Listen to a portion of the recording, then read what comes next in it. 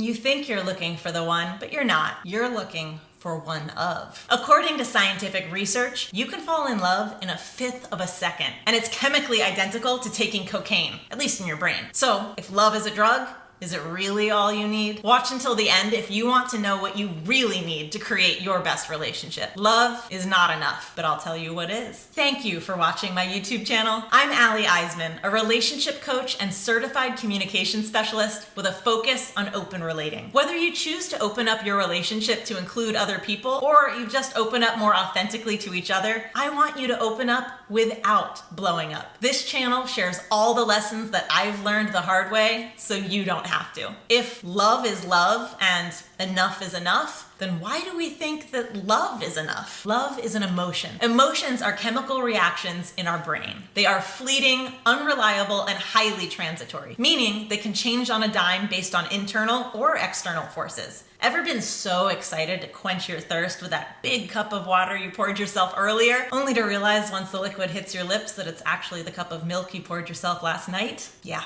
that was gross. And that's how fast your emotions can change when hit with something unexpected. Building a life with someone is like building anything. It needs a framework, a reliable structure to support it. If the walls of your home create a safe structure inside which you can live and grow, then your relationship agreements are the structure within which your love can live and grow. Don't misunderstand my metaphor to mean that a relationship is built with immovable walls that you're trapped inside. Even your home can be remodeled and upgraded over time, just like your relationship agreement. So, what is love?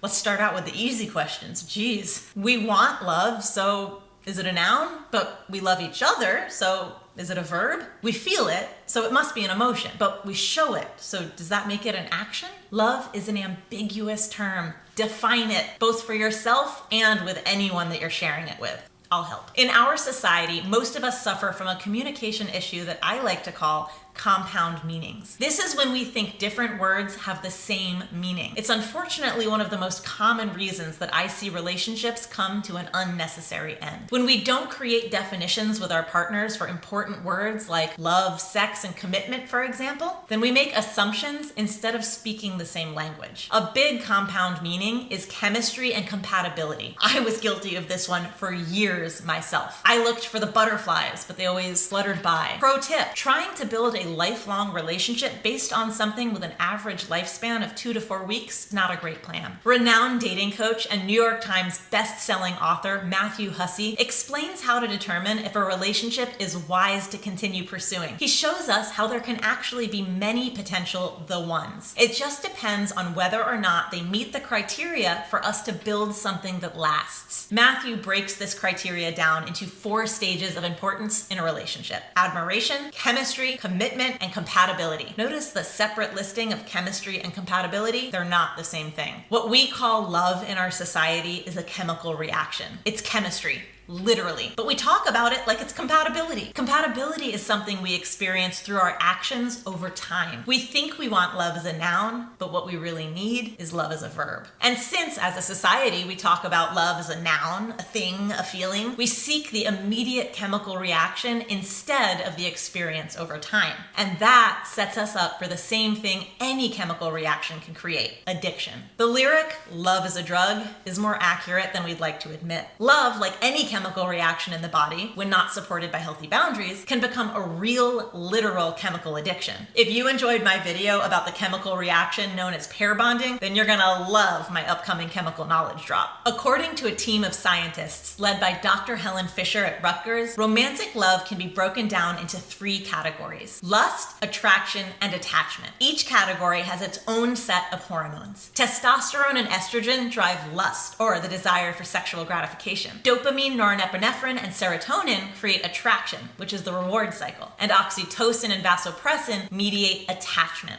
the predominant factor in long-term relationships. Fun fact, the second category, attraction, is shown to reduce serotonin. People who suffer from OCD, obsessive compulsive disorder, also show low levels of serotonin. This has led to scientific speculation that this might be what underlies the overpowering infatuation that categorizes the beginning stages of love. A study released in the Journal of Sexual Medicine called The Neuroimaging of Love showed that love affects intellectual areas of the brain and triggers the same sensation sensation of euphoria experienced when taking cocaine. Not only can falling in love occur in a fifth of a second, which is 1,500 times faster than the effects of cocaine, when couples have just fallen in love, their blood levels of NGF, nerve growth factor, go up. NGF is a molecule that is key in human social chemistry and in love at first sight. We behave with love the way that addicts behave with their substances, psychologically speaking. We justify, delude ourselves, lie to ourselves, and rationalize irrational decisions. Love can be an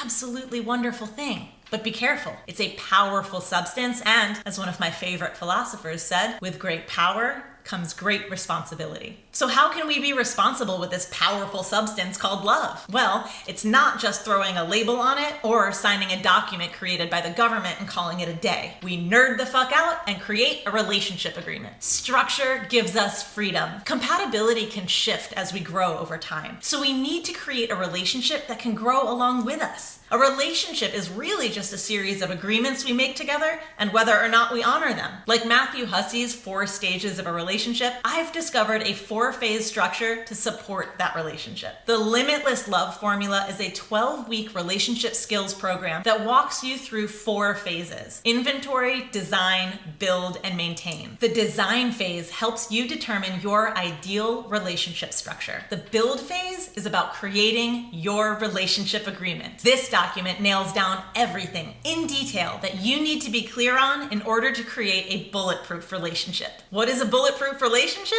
Bullets are the unexpected things that come at us. Everything from scary, uncomfortable conversations to grief and loss to mistakes and transgressions. A bulletproof relationship not only doesn't die when these things hit, it gets stronger through them. A bulletproof relationship has the structure in place to maintain your compatibility for a lifetime. So how do you build that structure? You create a relationship agreement. A relationship agreement is a living, breathing document that you create with your partner as the guiding framework in which you can grow and explore together. Think of it like bumpers on a bowling alley, driving you towards that home run.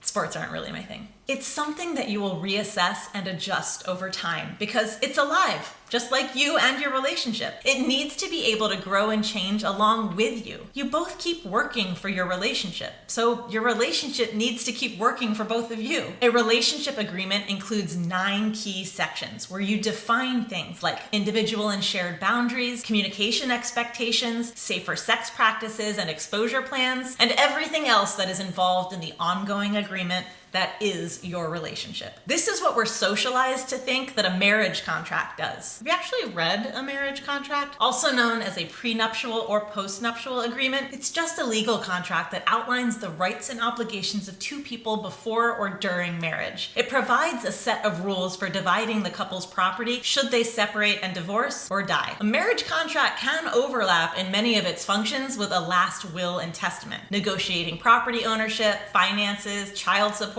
and inheritance delineation. Romantic, right? When we believe all we need is love, we're more likely to ignore fundamental values like mutual respect, emotional and financial stability, and honesty. Love is all you need is a cop-out for narcissistic avoidance, emotional laziness, and an aversion to real growth and personal development. It's basically spiritual bypassing, or avoiding the work that really makes the good stuff possible. It's a lot of pressure to look for or be the one source of your joy, love, and satisfaction. Instead of looking for the one, try looking for one of the people that can add value to your life. Be one of the people that can add value to theirs. Then you're building a network of meaningful relationships. Instead of trying to find the right person, become one. As my friend, the viral poet Adam Roa famously said, you are who you've been looking for. Love songs and Disney movies might lie to you, but I won't. Love is not all you need. You need a structure within which you can safely experience all emotions. Love is definitely an ingredient that you want,